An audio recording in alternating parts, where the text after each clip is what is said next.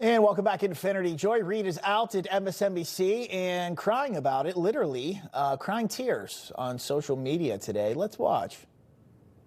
But I've been through every emotion from, anger, rage, disappointment, hurt, feeling that, guilt, that I let my team lose their jobs. My show had value and that, I'm sorry.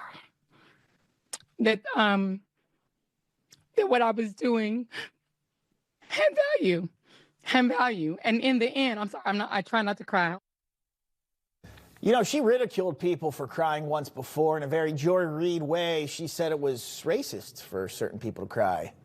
She is unhinged, clearly. And in case you needed a reminder of what she thinks of anyone who associates with the MAGA movement, we put together some of the best hits for you on that.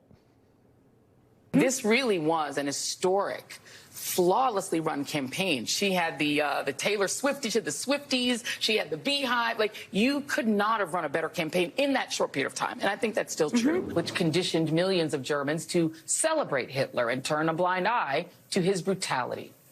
If that sounds vaguely familiar, that's because it is. Similarities to what happened in Germany and what's happening now in America are just undeniable. History may not repeat verbatim, but it sure does rhyme. On this side of the TV screen have said all we can. We've laid out the stakes in this crucial election, where one side stands for freedom while the other meets the textbook definition of fascism, namely. But that's not all. The network canceled their shows hosted by their three most leftist anchors, clearing house there. And President Trump, he took to Truth Social to spread the news, saying this, quote, low-life chairman of Comcast, Brian Roberts, the owner of ratings-challenged NBC and MSDNC, has finally gotten the nerve up to fire one of the least talented people in television, the mentally obnoxious, racist Joy Reid, based on her ratings, which were virtually non-existent. She should have been canned long ago, along with everyone else who works there. Our president did not go lightly on them. Okay, let's welcome in our guest for this segment here. Host of Stacey on the Right on SiriusXM Radio, Stacey Washington, and president and executive editor at the Daily Signal, Robert Bluey. Good to see you both. How you doing tonight? Great, thank you. Robert, I'm going to start with you. Why do you think they're doing this now? Is it because they're part of a public company? I'm a little skeptical that anything's really going to change in the newsroom there. What do you think?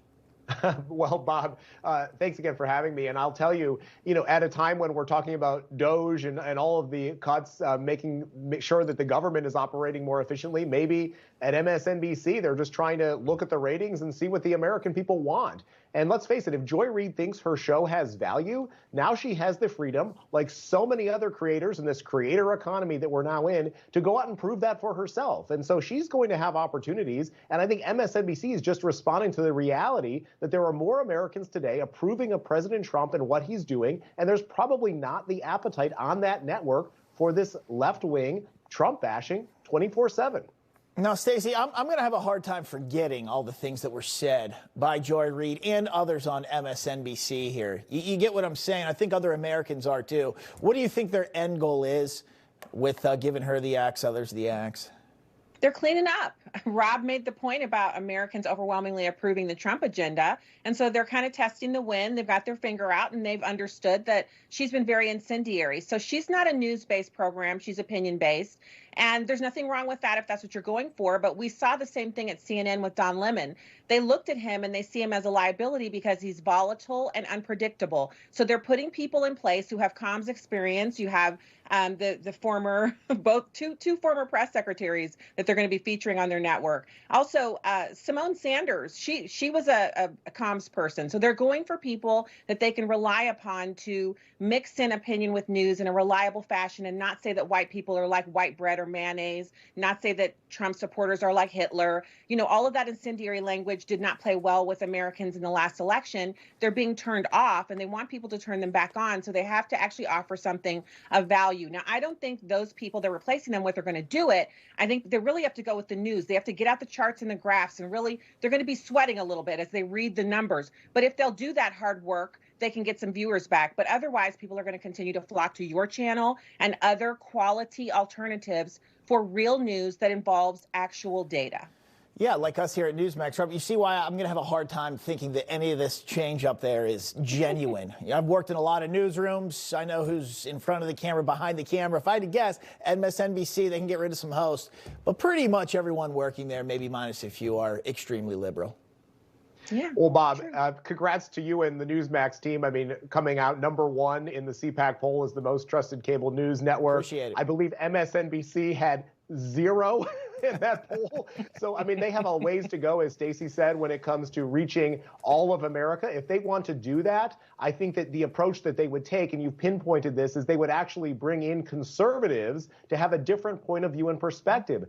That's not what they're doing. I think that the people that Stacey identified, they're all, individuals who are talented communicators, but they're going to be largely talking with the same message as Joy Reid. So I don't necessarily know that all that much will change. That's just it. They would have to bring in conservatives, and I highly doubt that's going to go over there at MSNBC. Robert, Stacey, we got to run, though. Thanks for coming on. Thank you. Thanks.